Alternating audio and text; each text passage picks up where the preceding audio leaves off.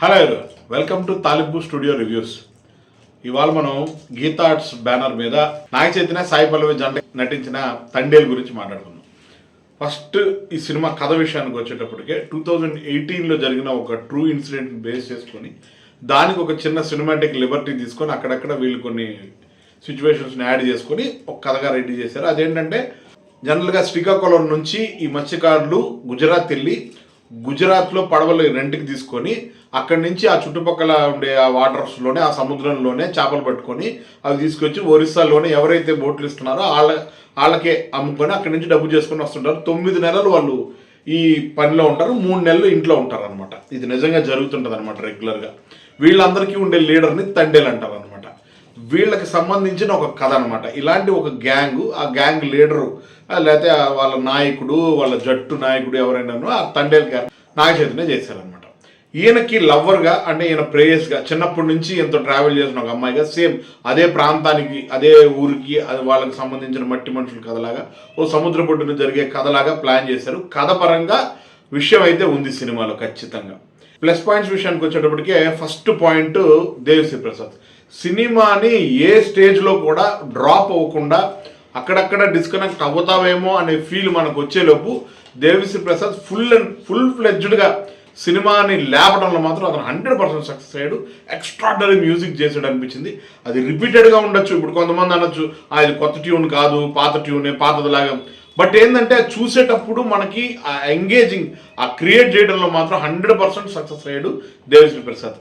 Next Sai Pallavi first half an hour కొంచెం నేను ఎందుకో నాకు పెద్దగా డిస్కనెక్ట్ లాగా అనిపించింది. కానీ తర్వాత సినిమాని ఆ ట్రావెల్లో ఆ అమ్మాయి క్యారెక్టర్కి ఆ అమ్మాయి చేసి పూర్తిగా న్యాయం చేసింది.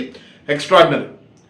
తర్వాత డైరెక్టర్ కొన్ని పార్ట్స్లో ఓకే, కొన్ని పార్ట్స్లో మైనస్. ఈ విషయాలన్నీ పక్కన పెడితే వీటన్నిటికీ సపోర్ట్, అసలు వీటన్నిటిని నిలబడటానికి కారణం మాత్రం నాగ చైతన్య. అతను టోన్ డౌన్ అయ్యి అతని క్యారెక్టర్ని అతను తీసుకొని అతని డైలాగ్స్ దగ్గర నుంచి ఇప్పుడు మామూలుగా ఎవడైనా నార్మల్ ఒక మిడిల్ క్లాస్ కుర్రోడు వచ్చేసి అలాంటి క్యారెక్టర్ చేయడం పెద్ద ఇది కాదు. కానీ నాగ చైతన్య లాంటి, అంటే అలాంటి ఒక నెపోటిజం లేకపోతే నెపో కిడ్ అనేవాళ్ళు ఆ జర్నీ ఎలా ఉంటుంది, వాళ్ళ లైఫ్ ఎలా ఉంటుంది, వాళ్ళ స్కిన్ టోన్ ఎలా ఉంటుంది, వాళ్ళ కాస్ట్యూమ్స్ ఎలాంటివి వేసుకుంటారు, వీటన్నిటిని బేస్ చేసుకొని అతను టోన్ డౌన్ అయ్యి నిజంగానే అతని ఎఫర్ట్స్ మాత్రం 100% కనిపించాయి.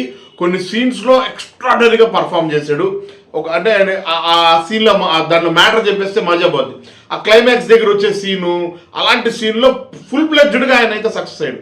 ఇంకా మైనస్ విషయానికి వచ్చేటప్పటికి మెయిన్ ఏంటంటే యాక్షన్ పార్ట్ మరీ కృత్రిమం, అంటే మరీ డ్రమటైజ్, అంటే ఏదో కమర్షియల్ సినిమా లాగా ఏదో హై స్పీడ్, స్లో మోషన్ షాట్లు, లో యాంగిల్ ఎఫెక్ట్స్, జెండా కోసం అలా కాకుండా ఇంకొంచెం న్యాచురల్గా కథ అని చెప్పుంటే మాత్రం నిజంగా క్లాసిక్ అయ్యేది. ఒక రకంగా జస్ట్ మిస్ క్లాసిక్ అనే చెప్పాలి. కానీ సినిమా పరంగా తండేల్ అనే సినిమా ఖచ్చితంగా థియేటర్లో చూసి ఎంజాయ్ చేయదగ్గ సినిమానే.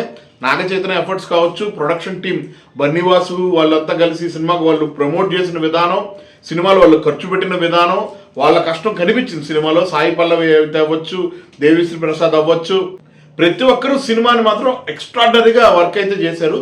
చందు మొండేటి అక్కడక్కడ ఏంటంటే ఆయనే ఆయన కొంత పార్ట్ ఫెయిల్ అయ్యాడని నా పర్సనల్ ఒపీనియన్. అందరికీ అలాంటి ఒపీనియన్ రాకపోవచ్చు కూడా, ఎందుకంటే సినిమా బాగుంది.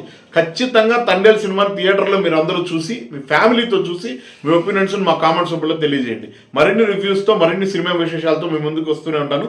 Signing off, Kala Sandeep. We love cinema. Please like, share and subscribe Thalimpu studio.